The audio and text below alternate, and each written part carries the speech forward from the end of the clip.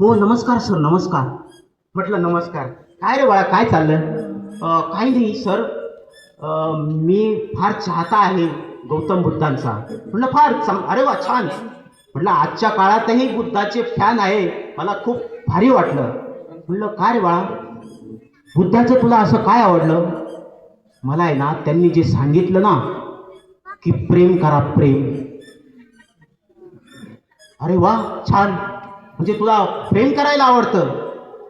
हो म्हणले का सर. म्हटलं चांगलं आहे बाबा. म्हटलं कुठं प्रेम करतो?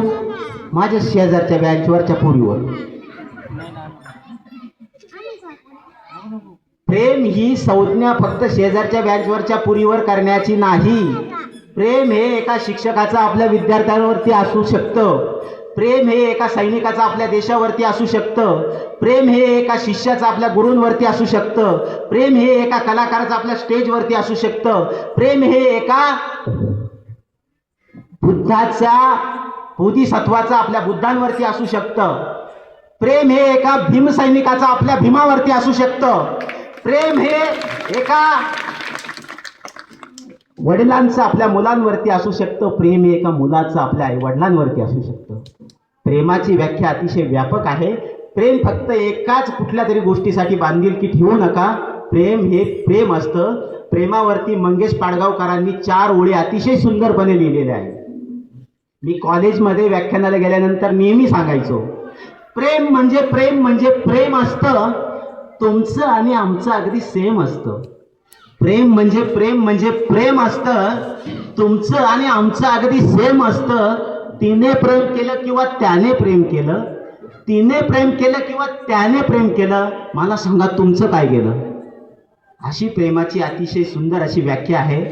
तर गौतम बुद्धांनी आपल्याला एकच सांगितलेलं आहे, अहिंसेचा मार्ग पत्करा, चोरी करू नका, खोटे बोलू नका, वासनेला थारा देऊ नका आणि शिवाय मादक पदार्थांकडे जाऊ नका. अशा पंचशील तत्वांचा त्यांनी आपल्याला सांगितलेला जे मंत्र आहे तो प्रत्येकाने जपला तर आपलं जीवन हे दुःखमय राहणार नाही. हे मात्र मला आवर्जून इथे सांगावं असं वाटतं. आणि तुम्हाला जर हे विचार आवडले असतील तर तुम्ही आवर्जून टाळ्या वाजवा. आणि कुठल्याही कार्यक्रमाला जर आपण बसलो तर वक्त्याचं जे वक्तव्य आहे ते श्रोत्यांवरती अवलंबून असतं. आणि श्रोते जर फक्त असे बसले, शेजारच्याने टाळे वाजवले म्हणून व्यवस्थित दाद वक्त्याला दिली गेली तर वक्त्याचं वक्तृत्व हे आणखीन फुलत जातं.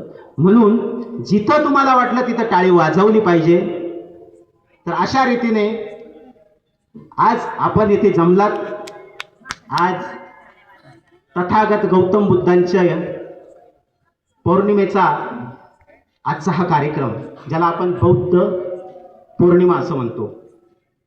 मित्रांनो, एक तुमची माफी अशी मागतो की गेल्या 20 वर्षापासून माझा स्टेजवरती बोलण्याचा सराव पूर्णपणे खतम झालेला आहे असं म्हटलं तरी गैर नाही. त्यामुळे कदाचित बोलताना माझ्याकडून उतारामध्ये स्वरामध्ये चढ उतार होऊ शकतो किंवा थोडासा आळशीपणाही येऊ शकतो किंवा तुम्हाला एखादा शब्द माझा समजणारही नाही. त्याचं कारण असं की सराव राहिला नाही. आता थोडंसं बोललो तरी असं वाटतं की आता बस झालं. पण नाही, तुम्ही एवढ्या उत्सुकतेने बसलात. मला गौतम बुद्धांवरती बोलायचंच आहे. म्हणून तुम्हाला सांगतो मित्रांनो, बुद्धांचं काही आपलं करायचं बाकी आहे का आता? काही नाही ना? 10 मिनिटं. Okay okay.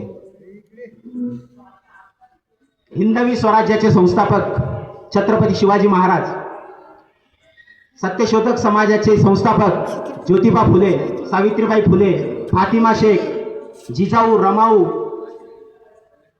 तसेच आपल्या देशाचे डॉक्टर APJ अब्दुल कलाम या सर्वांना विनम्र अभिवादन करून आपल्या देशाचे महामानव, क्रांतीसूर्य, बोधिसत्व, भारतरत्न, विश्वरत्न डॉक्टर बाबासाहेब आंबेडकरांना सुद्धा विनम्र अभिवादन करून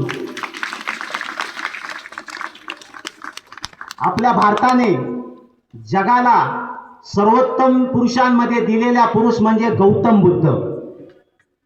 थोर शास्त्रज्ञ, तत्वज्ञ, संन्यासी आणि राजकुमार